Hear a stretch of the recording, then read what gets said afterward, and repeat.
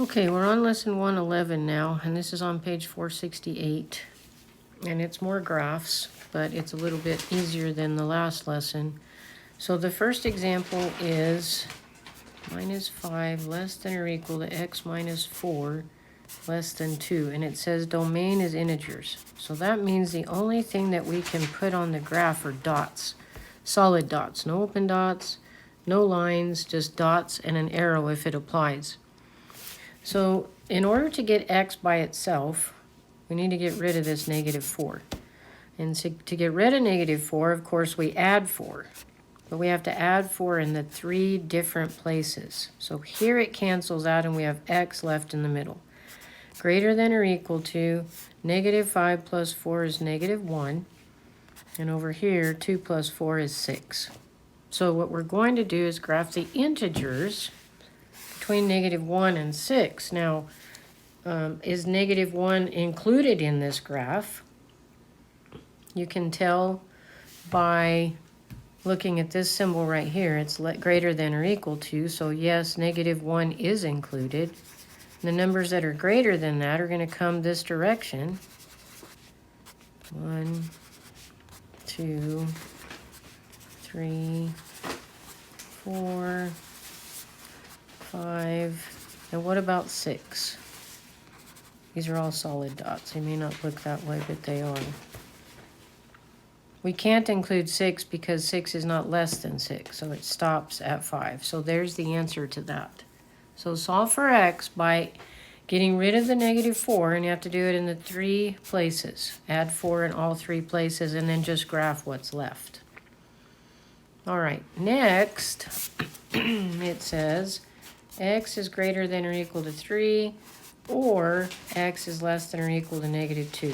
Again, we have a domain of integers. That tells me all we're going to have is dots again. The difference is this right here.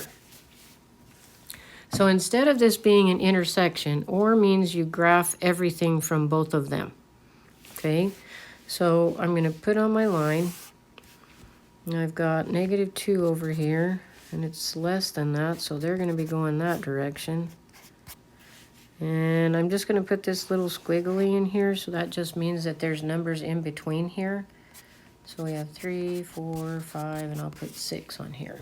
Okay, so it says x is greater than or equal to 3. Integers. It is equal to 3, so we graph 3, and then integers that are greater than 3 go this direction. We have to graph 3 dots to establish a pattern, and then we draw an arrow. So that means it's going to continue with the dots forever and ever. Now go to the other side. This one also says that it's equal to negative 2. So we include negative 2, and the integers that are less than that are going to the left. And then again, you draw an arrow to indicate that that pattern continues. So, or you have to graph both of them. They're not intersection, it's everything on both of them. Okay? A conjunction, when they're written together like the first one, is only going to be where they intersect, where they come together. All right, so another one says graph x is greater than 15, or x is less than or equal to 10. This one has a domain of reals, so we are allowed to have open, closed dots with arrows. All right, so I'm not going to graph the whole number line. This is less than 10, so I'm going to start here. And greater than 15, so we'll go here.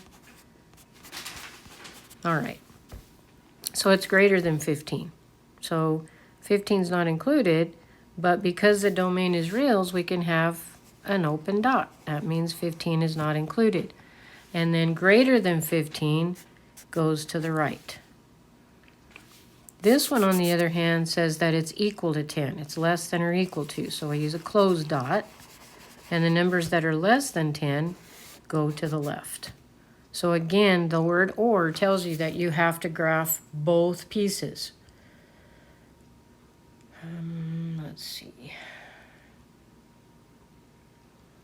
I didn't take a picture of that next page, so I can't work any of the examples. But okay, so this lesson and lesson 110 are not due until Friday. And I apologize for not having time to teach these in class today, but I just didn't have time. All right, so this is due on Friday.